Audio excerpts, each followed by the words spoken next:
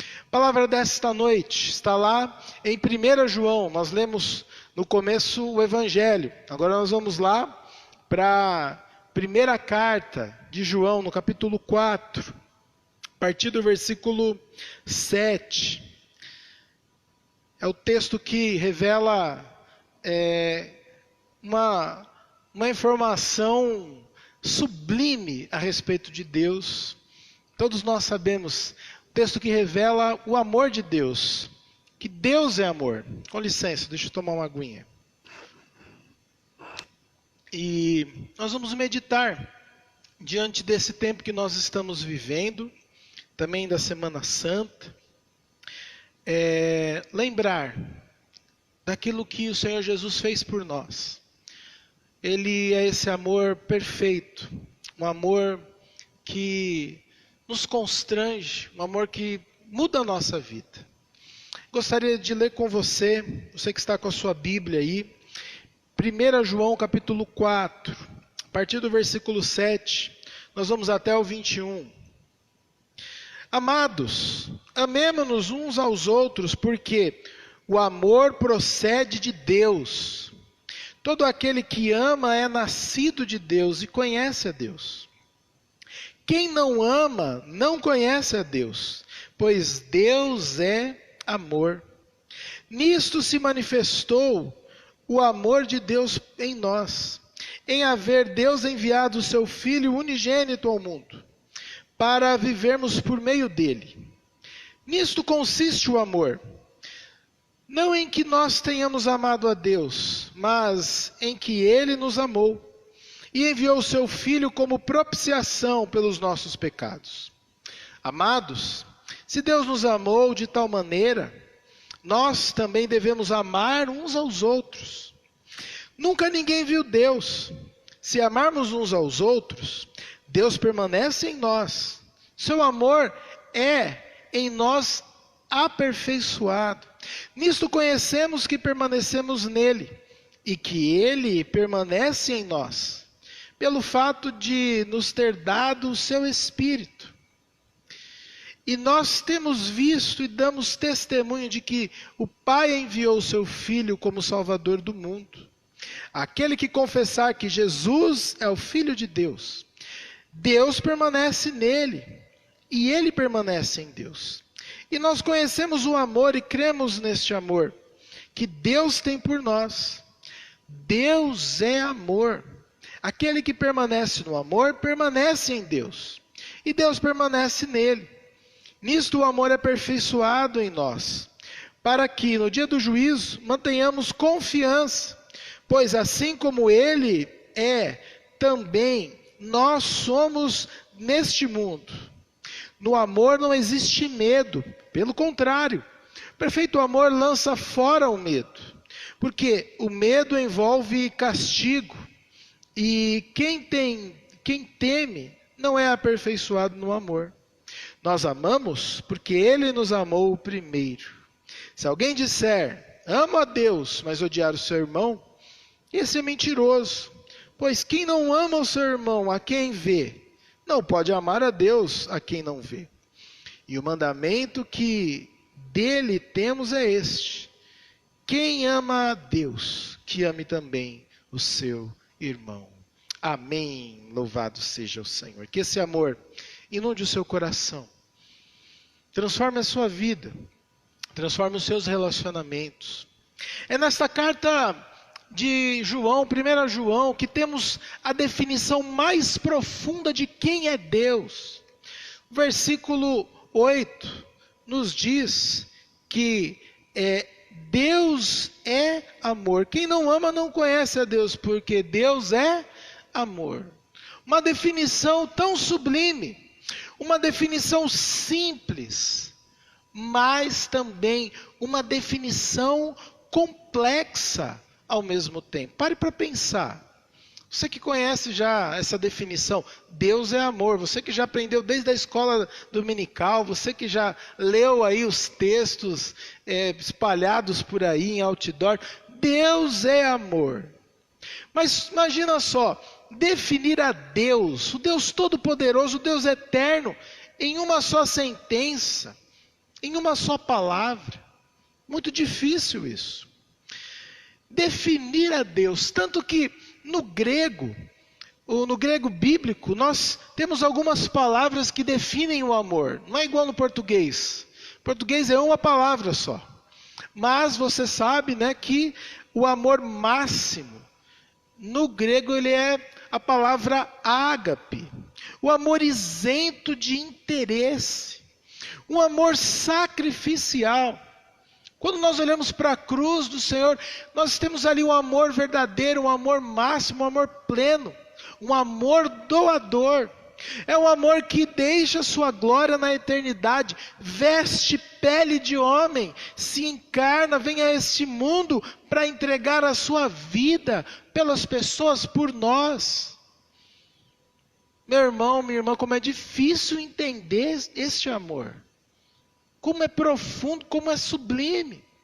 No português, a mesma palavra, né, amor, é usada para expressar o nosso amor extremamente limitado, extremamente condicional.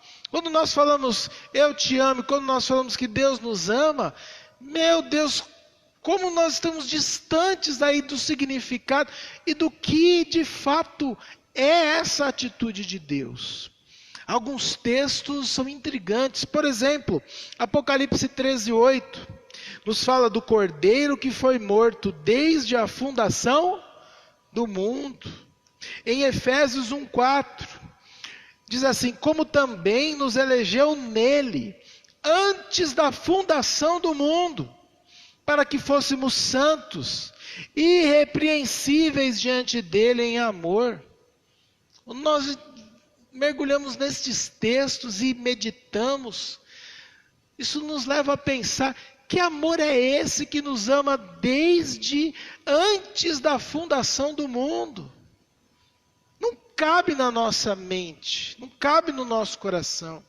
Imagina na eternidade, antes de existir todas as coisas. Você consegue pensar num tempo que não havia tempo e que não havia nada, a não ser o Pai, o Filho e o Espírito Santo? É difícil isso para a nossa mente. Nós somos limitados. E ali, a Santíssima Trindade reunida, Pai, Filho e Espírito Santo, criando o universo, os seres humanos. E ali, vendo que, de fato, Deus é onisciente, vendo que os seres humanos iriam falhar, iriam pecar. E então o Filho, ele prontamente, ele se coloca: não, eles vão errar, eles vão falar, mas eles vão falhar, mas eu me prontifico desde agora, desde antes da criação, para salvar a humanidade.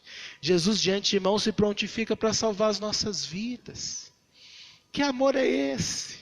Que antes de nós existirmos, já se lança ao sacrifício, a nos amar incondicionalmente. É este amor revelado nas Escrituras. É este amor revelado ao apóstolo João. E de todos os apóstolos, né, a minha opinião, a minha visão aqui de João, João é aquele que vai mais longe em conhecer a Deus, em conhecer a Jesus. João, de todos ali, tinha uma intimidade com Jesus. É ele quem está mais próximo de Jesus. É para João que a revelação final, o Apocalipse é dado. João nos ensina que o mais importante nessa vida é conhecer a Deus. Preste atenção nisso. A teologia de João não é apenas informação, não é apenas saber coisas, mas é estar no Senhor, intimamente ligado com Ele. João tem muito a nos ensinar. Ele foi, no relacionamento com o Senhor, ele foi mais longe do que qualquer outra pessoa. João nos ensina a conhecer este amor, estar ligado a Deus por meio deste amor. João escreve as suas cartas para combater, lá no primeiro século ainda, começo da igreja, para combater uma heresia chamada docetismo. O que é isso? Eles diziam ali, esses hereges, que o Espírito é bom a matéria é má. Então, tudo que é bom é espiritual. Tudo que se toca, tudo que foi criado é mal. Então a matéria é pecado. Segundo esses hereges, por essa afirmação, por esse raciocínio, segundo eles, Jesus não tinha encarnado, porque Jesus é pleno, Jesus é o Deus Todo-Poderoso. Como que ele poderia ter encarnado? Aí surge a heresia. Parecia que Jesus havia encarnado, mas ele não havia encarnado. E lá na época de João tem que combater ali, nas suas cartas, no seu evangelho, contra este ensino que negava a encarnação do Filho de Deus. Já pensou? Um dos pilares da fé cristã negado. Se Jesus não se encarnou, se Jesus não veio aqui, habitou entre nós, como nós poderíamos ter sido salvos? João escreve justamente para combater essa heresia. E ele é testemunho ocular. Eu acho lindo o começo de 1 João, quando ele diz, olha, eu vou colocar aqui o meu testemunho. Eu toquei no Senhor, eu vi o Senhor, eu ouvi as suas palavras. Ele diz ali para aquelas pessoas enganadas, para aqueles hereges, que o testemunho dele era um testemunho de quem havia presenciado, quem olhou nos olhos do Mestre, quem tocou, quem viu ali a encarnação ali, e essa primeira geração de discípulos, que privilégio ter ali na sua presença o Filho encarnado. O testemunho de João tinha profundidade. O nosso testemunho é Jesus Cristo. Precisa ter profundidade, autenticidade, tem a ver com a nossa vida. Quando o apóstolo ele escreve essas cartas, ele não está falando de um conceito, de algo distante, mas ele está falando da vida dele. A vida de João foi transformada pelo Senhor Jesus. O verbo encarnado, o verbo vivo. Aquele que veio ao mundo para que nós tenhamos vida. Temos muito a aprender com João. Ele é chamado de o teólogo. É interessante porque é uma teologia que inundou a sua vida. Uma teologia que se transformou em Bíblia, se transformou no Evangelho, se transformou em cartas, se transformou no Apocalipse. João é esse homem que vai mais longe aí no conhecer a Deus. E nessa noite nós estamos aqui meditando em uma das cartas de João, 1 João capítulo 4. E o texto dessa noite, de 7 a 21, nos revela, em primeiro lugar, a comunhão, a intimidade aqui da palavra de Deus, nos revela a origem do amor. A origem do amor está no versículo 8. E eu quero que você, todas as vezes que você pensar nisso, você nunca mais...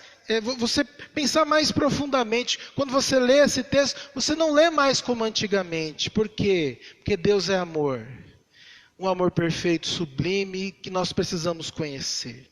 É isso que o versículo 8 diz, 1 João 4:8. Pois Deus é amor. Irmãos, não podemos apenas falar sobre o amor.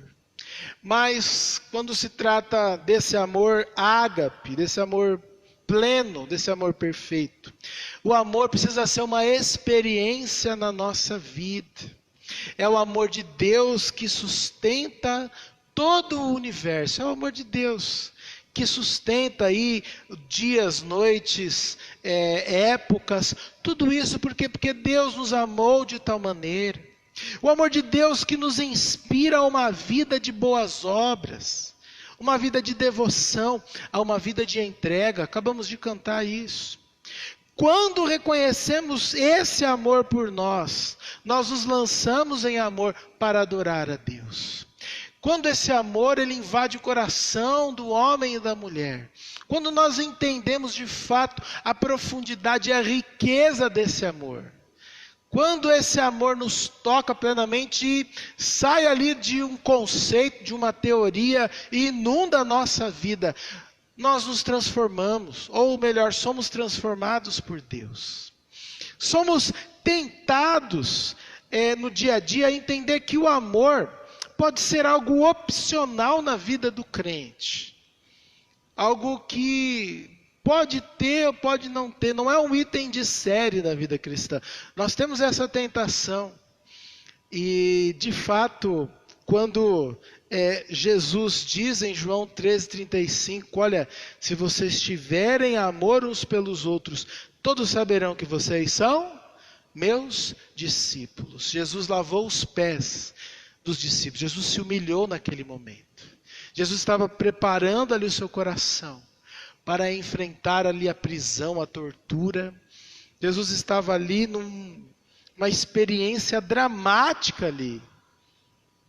Como um ser humano aguentaria aquela pressão de Jesus, que Jesus sofreu.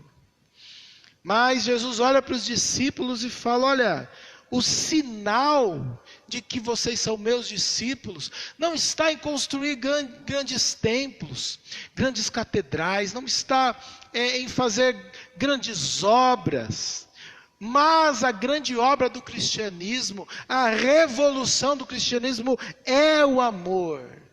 Uma igreja ela precisa ser medida não pelo tanto dinheiro que ela tem, não pelo tanto de ação que ela tem na sociedade, não se ela tem membros ilustres ali no hall de membros, mas se ela ama de fato uns aos outros. Jesus disse isso, vocês serão conhecidos se vocês amarem uns aos outros. Se Deus é amor, a maior de todas as evidências na vida do crente deve ser o amor. Alguns textos são inspiradores. Em Atos 20, quando aquele jovem Eutico cai da janela ali e ele morre, e ali Paulo abraça aquele jovem e ele volta à vida. Uma igreja que precisa abraçar as pessoas. Em João capítulo 11, a ressurreição de Lázaro, Jesus chama aquele homem para a vida, mas ele diz para as pessoas: tirem a pedra e desenrolem as faixas. Por quê? Porque isso é a função da igreja: abraçar, trabalhar, desenrolar, cuidar, ajudar.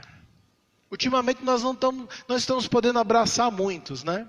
Mas daqui a pouco vai acabar isso. Nós vamos fazer o dia do abraço, vamos nos abraçar e vamos celebrar a comunhão com Cristo. A igreja desenvolve seu ministério por amor, porque Deus é amor. Ela que cuida dos pecadores, ela que demonstra paciência, é ela que discipula, ela tira a pedra, abraça, ela desenrola ali aquelas pessoas que estão enroladas no pecado. Mas o texto também nos diz a respeito da encarnação do amor. Isso está no versículo 9. Deus mostrou o seu amor por nós. Ele mandou o seu único filho ao mundo para que pudéssemos ter vida por meio dele. A revelação de Deus de maneira máxima nós temos na encarnação de Jesus Cristo. Deus é amor e essa maneira plena, máxima está no seu Filho, está em Cristo Jesus. Entender o amor de Deus é aceitar esse amor por nós. Jesus Cristo é o amor encarnado. Eu vou além, olha, é difícil entender esse amor. Tem coisas na Bíblia que a gente não entende, mas não é por isso que nós não vamos aceitar. Ele ama você incondicionalmente. Não queira entender o amor de Deus baseado no nosso amor limitado, condicional, altos e baixos. Desde antes da fundação do mundo, Ele escolheu você, Ele ama você. É isso que faz o cristianismo diferente de todas as outras religiões. As religiões dizem por aí o que você deve fazer para alcançar a Deus, que ritual você precisa fazer, o que você precisa deixar de fazer para alcançar o divino. Mas a Bíblia, o nosso Senhor, Ele revela algo completamente diferente. A palavra de Deus nos diz o que Deus fez para alcançar você. Você é alvo da graça de Deus. E ainda tem alguns cantando por aí que o melhor de Deus ainda está por vir. Não, já veio. É o Senhor Jesus. É o amor perfeito, sacrificial, Nós não tínhamos nada para oferecer, não havia nada em nós que poderia nos justificar diante de Deus. O melhor já veio, é Cristo.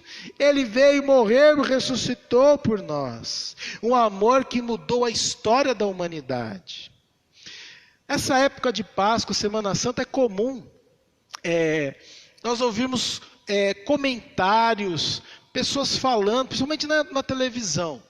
Acho que isso não está acontecendo nesse tempo por conta da epidemia dessas coisas, mas sempre, seja no Natal ou Semana Santa, eu vejo ali pessoas falando do Senhor Jesus, falando a respeito da igreja, falando a respeito da cultura daquela época do século I. Existe essa disputa, né, entre o Jesus histórico, o Jesus histórico, o Cristo histórico e o Cristo divino. Alguns não aceitam a divindade do Messias, não aceitam o Cristo divino. Mas hoje dificilmente alguém vai dizer que não houve o Cristo histórico. É muito interessante isso. Hoje se fala muito do Senhor Jesus, do Cristo histórico. Alguns não reconhecem a divindade do Senhor, mas poucos ou talvez ninguém diga que não existiu esse homem, que de fato com o seu exemplo mudou a história da humanidade.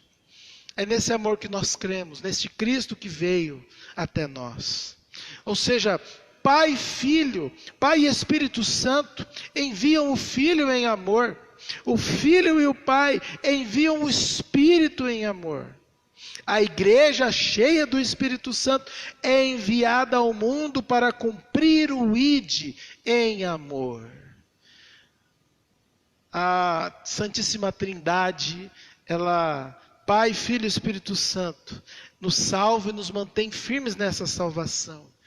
E derrama o seu amor sobre nós, sobre as nossas vidas, para que nós possamos cumprir o ID do Senhor. Para que esse amor não fique restrito a um número pequeno de pessoas, mas para que nós possamos levar este amor. A origem do amor está no Senhor. Versículo 10 diz assim: nisto consiste o amor, não em que nós tenhamos amado a Deus, mas em que Ele nos amou e enviou o seu Filho como propiciação pelos nossos pecados. A iniciativa não foi sua. Não foi um belo dia que você decidiu ser crente. Mas um belo dia o Senhor resolveu efetuar de fato a salvação na sua vida. Por isso este é o apelo dessa mensagem. Entregue a sua vida ao Senhor Jesus. Ele está batendo na porta do seu coração. Também no texto nos diz o alvo do amor. Versículo 11. Amados, se Deus nos amou de tal maneira, nós também devemos amar uns aos outros. Desfrutar do amor de Deus é algo maravilhoso. Eu disse isso em outras lives, você colocar a cabeça no seu travesseiro e saber que Deus cuida de você. Enquanto você está dormindo, Deus está trabalhando. O Senhor, o Deus Todo-Poderoso, não dorme nem cochila. Aleluia, bênção. Você pode dormir em segurança. Eu sou amado e sou aceito como eu sou. Isso revela a segurança de Deus nas nossas vidas. Se nós não colocarmos o nosso amor em prática, nós seremos meros idealistas. Preste atenção nisso. Se toda essa experiência com Deus não virar uma prática nas nossas vidas, a igreja se torna uma utopia. E eu creio que em muito a igreja já errou, e muito a igreja já deixou a desejar. Não podemos ser apenas conhecedores, mas devemos ser praticantes. Sim, conhecedores, mas com todas as nossas forças, de fato, praticantes desta mensagem. Em João 10, alguns cultos atrás, nós vimos ali que é bom ser ovelha do bom pastor. É bom ser cuidado pelo pastor todo-poderoso, o Senhor Jesus. E ali em João 10 ele diz que nada pode tirar as ovelhas da mão dele, ele é o pastor que dá a vida pelas ovelhas. Maravilha isso! Mas eu me lembro em João 10,16, o Senhor Jesus dizendo: existem outras ovelhas fora do aprisco. Se tivermos o mínimo de noção do que é o Evangelho, se tivermos o mínimo de noção da nossa responsabilidade como crentes, se nós tivermos o mínimo de noção que essa mensagem nos chama para sairmos do nosso mundinho, para sairmos ali do nosso contexto e levarmos esta mensagem para outros que estão fora do rebanho, nós podemos aí crescer na nossa missão. Podemos levar pessoas a Cristo, pessoas que devem amar uns aos outros. Meu irmão e minha irmã, se Deus é a origem do amor, se Ele se encarna para se revelar ao máximo, de maneira máxima para cada um de nós, esse amor, o próximo ato desse amor é amarmos uns aos outros. O Senhor Jesus, Ele quer usar a sua vida para que, como os seres humanos, possamos amar uns aos outros. Recebemos este amor, desfrutamos deste amor, dessa segurança, mas somos convidados, convocados como igreja de Cristo, a levarmos este amor às pessoas. Como seres humanos, nós temos dificuldade para entender isso. Falar sobre amor não é fácil. Deus é amor e nós precisamos amar uns aos outros. Não é tão fácil assim. É algo que nós precisamos, um tema que precisamos revisitar, algo que precisamos orar por isso. Tanto que, é um exemplo, lá na carta aos Coríntios, Paulo precisa gastar tempo explicando que o amor é maior de todos os dons. Você se lembra disso? Está lá escrito. O amor é maior do que é maior que o dom da profecia, que o dom de línguas, que o dom de conhecimento. O amor é maior, por quê? Porque a igreja tem dificuldade para entender isso. Algumas coisas são difíceis para nós. É difícil para algumas pessoas, ou para todos, entender que Deus nos ama incondicionalmente. Entender que não há nada que possamos fazer para Deus nos amar mais. Entender que não há nada que possamos fazer para Deus nos amar menos. Ele nos ama completamente. Aleluia. Ele ama você. Mas aí o pecado entra na jogada. Você vigiou, orou e caiu em tentação. Como você se sente? Ai, pastor Tiago, eu me sinto a pessoa pior do mundo. Eu me sinto o pior filho do mundo. Eu me sinto uma coisa terrível. Aí nós não podemos tomar decisões ou achismo com base naquilo que nós sentimos. Mas precisamos voltar para as Escrituras. 1 João capítulo 1, versículos 8 e 10 diz assim: se dissermos que não temos pecado nenhum, a nós mesmos enganamos, e a verdade não está em nós. Versículo 9: se confessarmos os nossos pecados, Ele é fiel e justo para nos perdoar os pecados, nos purificar de toda injustiça.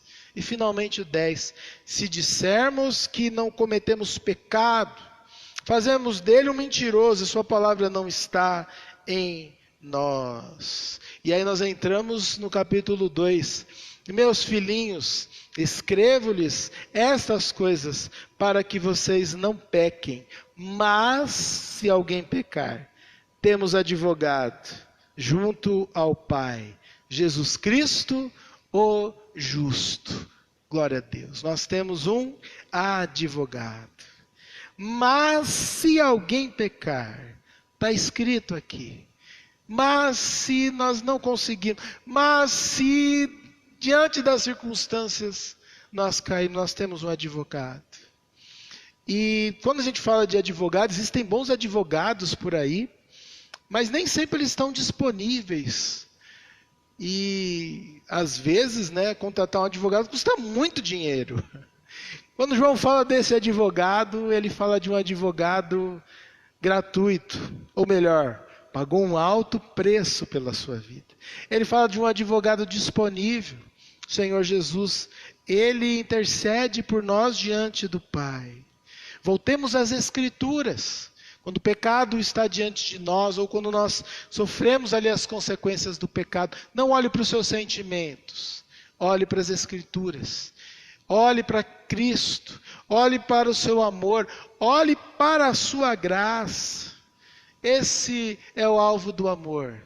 Essa pessoa que está aí do seu lado. Se você está acompanhado aí, olhe para o lado assim. Essa pessoa aí é alvo do amor de Deus. Se você está sozinho, pense em alguém. Talvez aquela pessoa que está te dando um trabalho, né? É o alvo do amor de Deus, é essa pessoa aí. Que, como aqui a palavra de Deus nos diz, se nós pecarmos, nós temos um advogado. Essa pessoa que está do seu lado, juntamente com você, alvo do amor de Deus. E falando de amor, nós temos ainda uma caminhada muito longa para aprender, para entender e para colocar em prática. Pense numa coisa, as pessoas que mais marcaram a sua vida foram aquelas que simplesmente amaram. As que marcaram a minha vida foram aquelas que simplesmente demonstraram amor. Aquelas que, sem talvez muitos recursos, sem muitos discursos, muita sofisticação, mas cuidaram de nós. Essas pessoas revelam o amor de Deus. E você pode revelar o amor de Deus no seu relacionamento, na sua casa, no seu trabalho, para as pessoas que estão próximas, para aquelas que estão longe. Somos alvo do amor de Deus, mas também podemos levar esse amor, se de fato nós conhecemos a Deus. Em último lugar, o selo do amor, lá no capítulo 4, versículo 13. Nisto conhecemos que permanecemos nele e que ele permanece em nós, pelo fato de nos ter dado o seu Espírito. O amor de Deus é maravilhoso, é perfeito. E para encerrar esse ciclo, ou melhor, para perpetuar esse ciclo, o Senhor nos sela com o seu Espírito Santo. E o texto nos diz, nós conhecemos que estamos nele, por quê? Porque ele derramou, ele nos deu, ele disponibilizou o Espírito Santo. A pessoa do Espírito Santo. Modus operandi de Deus na vida cristã. É a pessoa do Espírito Santo que nos capacita a entender o amor. A minha oração é para que esta mensagem seja usada por Deus, mas para que isso entre no nosso coração e se transforme em vida, é somente o Espírito Santo que pode usar esse momento na sua vida e no seu coração. Ele é o modus operandi de Deus. Ele é o próprio Deus em nós, habitando em nós, nos convencendo, quebrantando. É o Espírito Santo quem revela Jesus Cristo e o amor dele. Outro dia eu vi uma pessoa perguntando, de uma maneira um tanto sarcástica, olha, como eu posso, o que eu preciso fazer para ser salvo? Será que Deus, ele me salva? E aquela pessoa respondeu assim, isso é impossível eu revelar a você. É Deus quem faz isso na sua vida. É o Espírito Santo quem faz isso na sua vida. Nós podemos usar de argumento ao pecador que Jesus Cristo nos ama e entregou a sua vida por nós. É o Espírito Santo que impulsiona a igreja a pregar. Se é o Espírito Santo que convence o mundo do pecado, da justiça, do juízo, é o Espírito Santo que ali incomoda os crentes, aviva os crentes e leva-os às missões. Atos capítulo 13, a igreja de Antioquia está lá. O Espírito Santo diz, vão, preguem, façam discípulos. É o Espírito Santo que nos auxilia através dos dons, a sua presença nos santifica. É o Espírito Santo que ilumina as nossas mentes para que possamos entender as Escrituras. É o Espírito Santo que nos capacita a vivermos o amor. É o Espírito Santo que nos capacita a olharmos.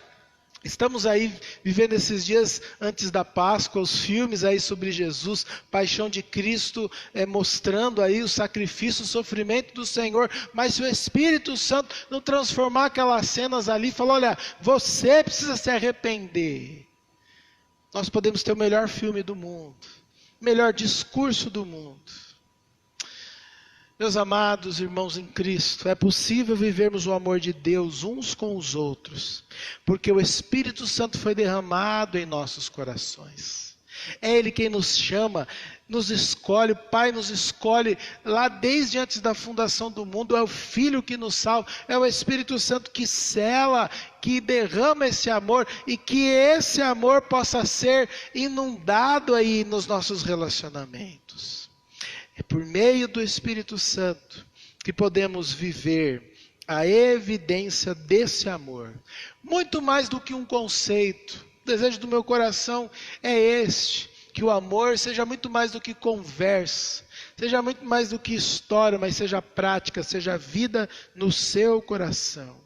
Hoje nós falamos sobre a origem do amor. Não está em nós, Ele nos amou primeiro. O amor, ele se encarnou no Senhor Jesus. E aquela geração de primeiros discípulos pôde tocar como João, pôde ver, pôde ouvir, pôde receber ali o Messias, o alvo do amor. Se nós recebemos esse amor, nós podemos espalhar esse amor. E para que tudo isso possa acontecer de fato nas nossas vidas, somos selados com esse amor. Um selo, a garantia de que nós seremos salvos e de que nós somos do Senhor. Que esta mensagem entre no seu coração, que essa mensagem continue sendo pregada nesta igreja. Mais uma vez, CPI de Pirajuí, parabéns pelos seus 81 anos. Que Deus continue abençoando, ministrando esse amor, usando as nossas vidas. E para encerrar, mais uma vez, agora no Evangelho, João 13:35, e daqui a pouco tem surpresa, não se esqueça disso. Nós vamos ler, pode ir lá, nós vamos cantar mais um cântico. João 13:35 nos diz assim: nisto todos conhecerão que vocês são meus discípulos, se tiverem amor uns pelos outros. Se tiverem amor uns aos outros. Guarde isso no seu coração. A maior evidência de que nós estamos com o Senhor, de que Ele está conosco, está no amor. Que o amor seja real, que o amor seja sem hipocrisia, que o amor seja verdadeiro, em nome de Jesus. Oremos.